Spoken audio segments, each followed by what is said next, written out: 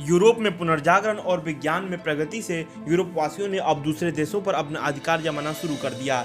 इसी बीच Vasco D gamma ने भारत की यात्रा की और उसने अपने सामान को 60 गुना ज़्यादा दामों में बेचा और इसके बाद से तो यूरोपियों का भारत में आने का सिलसिला जारी ही हो गया। सबसे पहले पोर्तुगीज आए, फिर डच, फिर ब्रिटिश, फिर डेन्स और फिर फ्रेंच। इस क्रम को आप इस तरह याद कर सकते हो, PDBDF। वहीं जाने का सिलसिला इस तरह है, डच, डेन्स, ब्रिटिश, फ्रेंच और पोर्तुगीज। दोस्तों ये वीडियो अगर आप कोई भी एग्जाम देते हो तो उसके लिए बहुत ही ज़रूरी है, इसको आप पूरा देखो और आप नए हो तो हमारे चैनल को सब्सक्राइब कर लो। सबसे पहले अगर हम पोर्तुगीज की बात करें तो 1498 से 1961 तक। सबसे पहले 1498 में वास्को डी गामा भारत आया, फिर पेड्रो ने यात्रा की और फिर दूसरी बार वास्को डी गामा आया। गवर्नर अल्मीडा ने कालीकट फैक्ट्री की स्थापना की, यानी कि केरल में। फिर अल्बुकर गवर्नर ने 1509 में गोवा को छीन लिया सिकंदर लोदी बीजापुर से। फिर कान्हुनिन्हा ने 1530 में डीयू को छीन लिया। फिर उन्होंने 1631 में शाहजहां से लड़ाई लड़ी हुगली पर। 1631 दोस्तों वही टाइम है जिस समय शाहजहां की बेगम मुमताज़ का निधन हुआ था, जिसकी याद में उसने ताजमहल का निर्माण कराया था। तो सोचो उस वर्ष उसने पोर्तुगीज की कितनी पिटाई की होगी। पोर्तुगीज ही वो थे जिन्होंने प्रिंटिंग प्रेस भारत में लाए और पहला बुक मेडिसिनल प्लांट्स पर लिखा। ये वही लोग थे जिन्होंने टोबैको लाया। जैसे कि आप देख सकते हो अमिताभ बच्चन और शाहरुख खान जैसे लोग टोबैको का कितना प्रचार करते हैं, जो कि गलत है।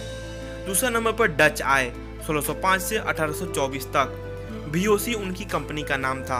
जैसे कि ब्रिटिश कंपनी का नाम मर्चेंट एडवेंचरर्स था, वैसे ही डच कंपनी का नाम VOC था। उन्होंने मसूलीपट्टनम आंध्र प्रदेश में अपनी फैक्ट्री की स्थापना की। अगर आप BPSC के स्टूडेंट तो आपको याद रखना जरूरी है कि डच ही वो थे जिन्होंने पटना और चिंसूरा में अपनी फैक्ट्री स्थापित की सोरा के लिए। फिर 1759 में बैटल ऑफ बेदारा में वे ब्रिटिश से हार गए। तीसरे नंबर पर ब्रिटिश हैं, जो कि 1608 से 1947 तक रहे। क्वीन एलिजाबेथ के टाइम में मर्चेंट एडवेंचरर्स की स्थापना हुई थी। वहीं गवर्नर हॉकिंस जहांगीर के दरबार में 1608 में सबसे पहली बार आए और सूरत में उनकी कंपनी की स्थापना हुई। गवर्नर थॉमस रो उसके बाद 1615 में आए जेम्स प्रथम के कहने पर। फिर गवर्नर फ्रांसिस 1639 में मद्रास में फोर्ट सेंट जॉर्ज का निर्माण किया, जो आप इस फोटो में देख सकते हो। फिर कलकत्ता में भी एक अच्छे फोर्ट का निर्माण किया गया। चौथे नंबर पर डेन्स मतलब डेनमार्क से आए हुए लोग। 1620 में उन्होंने त्रैम्बकोर यानी कि तमिलनाडु में अपनी फैक्ट्री की स्थापना की, लेकिन वो अच्छे से टिक नहीं पाए और उन्होंने अपनी कंपनी ब्रिटिश को बेच दी 1845 में और 1870 तक वो भारत से चले भी गए। सबसे अंतिम में फ्रेंच आए भारत में 1668 में और 1954 तक वो रहे। उन्होंने सूरत में अपनी कंपनी की स्थापना की लुइस 14वें के समय में।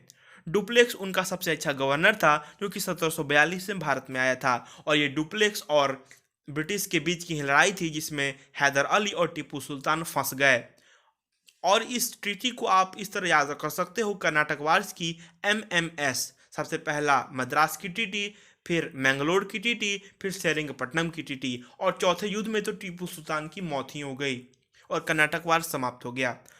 अगर आपको वीडियो अच्छी लगी हो तो आप लाइक सब्सक्राइब करना ना भूलें। धन्यवाद।